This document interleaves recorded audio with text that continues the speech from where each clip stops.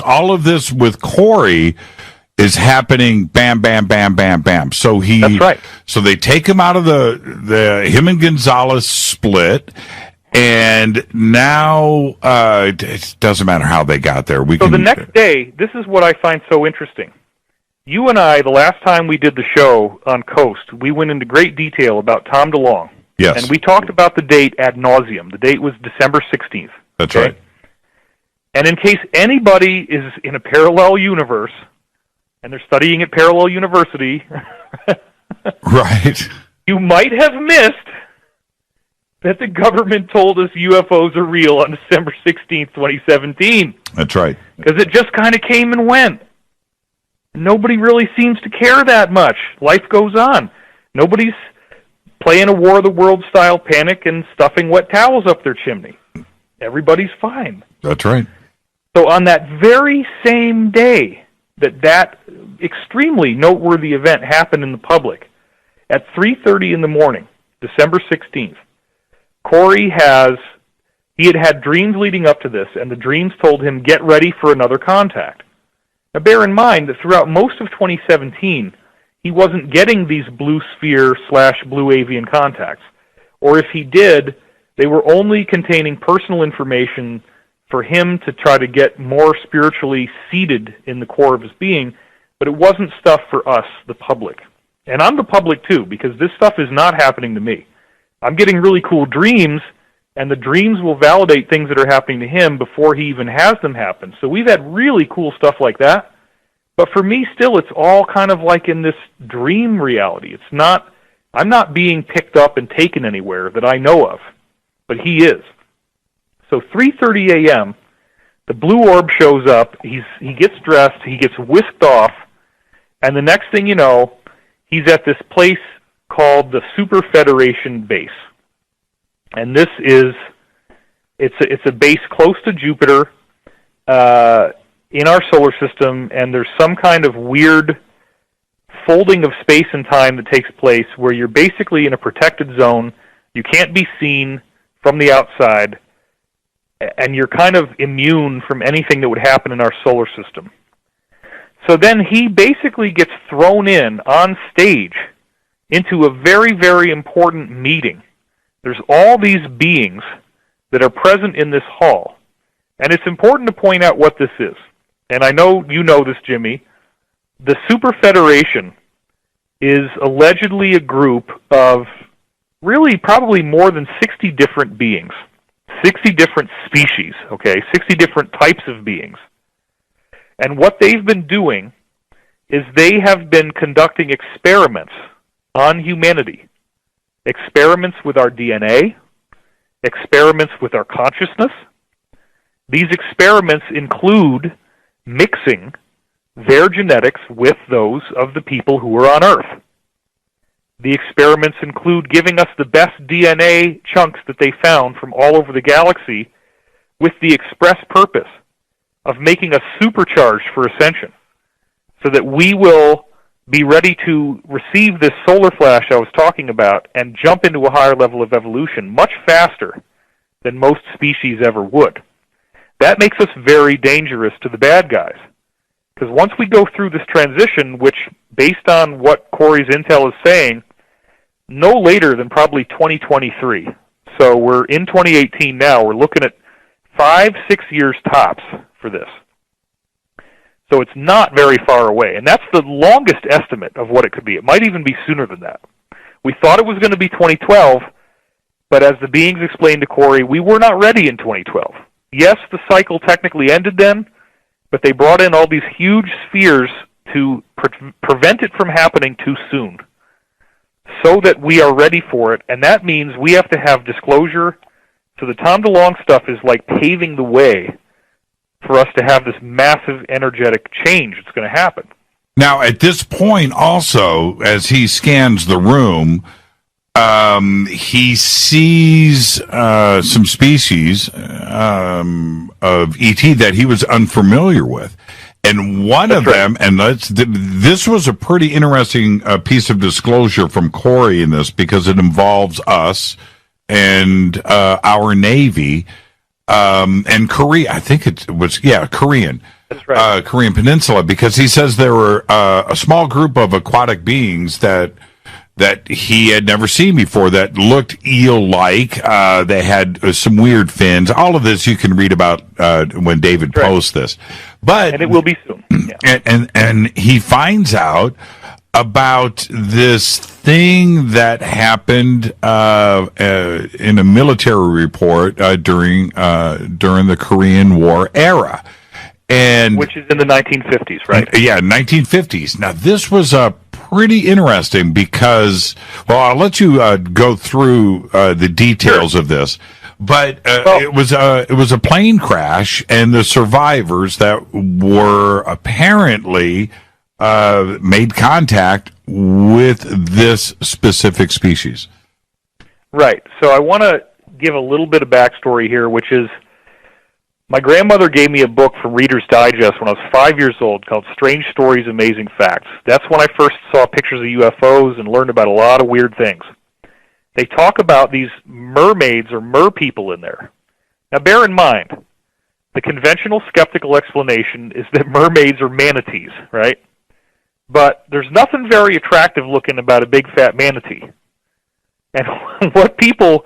And then they say, oh, well, the soldiers, the sailors were drunk, you know, they had rum, and they're so drunk that they got beer goggles and thought the manatee was this beautiful woman, okay?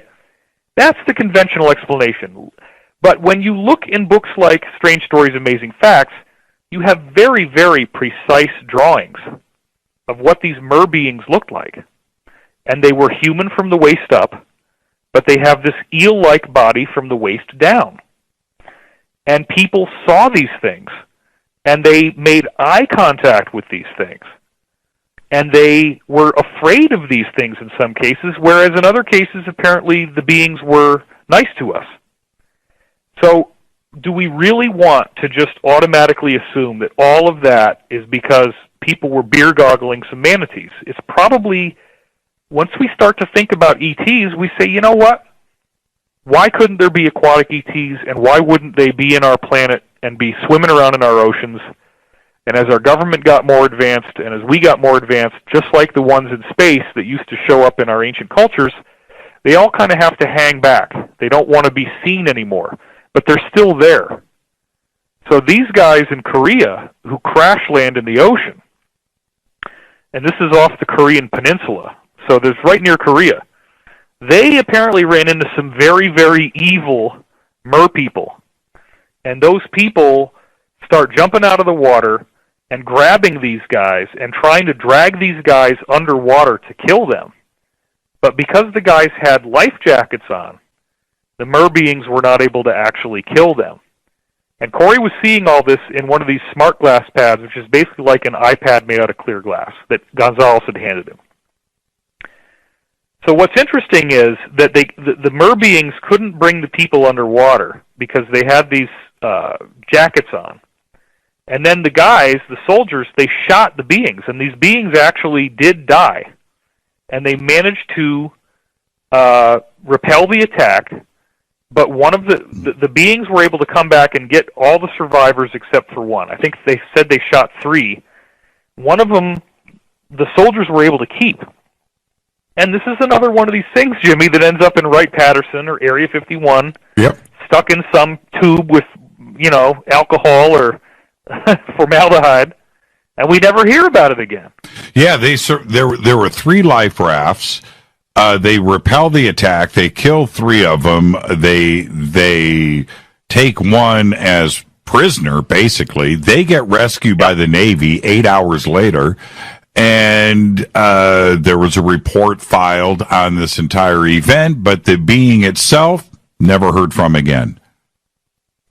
So then, and I didn't quite get to the bottom line when I was setting up these genetic programs. So we have 22 different genetic programs, and the group that does this, as I said, is called the Super Federation, and they've also kind of colloquially been called the genetic farmers, which is not a very nice term, really, but that's what they were called. So supposedly these beings were mixing their own DNA with people on Earth, and what they tried to do is they tried to make sure that these different populations wouldn't mix with each other. because they wanted each genetic strain that they were developing here in people on Earth to not be mixed with their other quote-unquote experiments. So you have a total of about 60 different populations running a total of 22 experiments that involve DNA manipulation, consciousness manipulation, and interestingly enough, they also involve these beings themselves incarnating in these human bodies that have their DNA as what we would call wanderers. And those people don't remember who they were before they came here. They only get kind of a faint remembrance of being in a place that was much better, where they had telekinesis and crystal cities, and they can fly, and they have advanced technology and advanced spacecraft. And we come here, and I believe you're one of these people, Jimmy. I believe I'm one of these people. Most of our audience is. And it really frickin' sucks here compared to where we were. It's never going to really feel right to us. We don't fit in. We're upset about it. We have problems blending with society, and we also feel that if people would have the kind of good heart and open-mindedness and compassion for others that we do, that the world would be a much better place, and I do think that's true. I was, before we continue on, and we also have to head towards a break, during our heavy metal dinner last week, I didn't realize this until I looked at the pictures, but the five of us sitting at this, it was Peter Tackerin from Hypocrisy and the head of the record label, Gerardo Martinez, his assistant Zell, and then David and myself. We're sitting in this restaurant having an animated conversation for 4 hours. Sitting next to us behind the wall was another couple that was sitting there having dinner. What do you think they thought of our conversation during that? Because I was gave us the side eye about 7 times, dude. and that's I don't know if you noticed that or not, but I sure did. I saw it in the pictures. Later I did see it, and which is exactly back to the point that you're talking about. Here we are having a conversation for 4 hours at this table about some amazing subjects that we were going into, and we were very open about it. But can you imagine? We basically went through like the whole history of heavy metal, combined with ETs and alien contact, cosmic, right? Yeah, right. All blended together. And so next to us is, can you imagine what they were thinking about this conversation that was going on? Oh, because, my God. Yeah, exactly.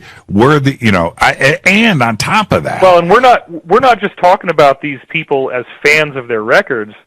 You were a recording engineer mixing and mastering these people's albums, and I was meeting them backstage with my father, who writes about it. And then we're talking to the guy who's actually doing the music, and the other guy is actually got a record label that has almost a who's who list of the heaviest metal bands today. Yeah, we're talking about Nuclear Blast Records.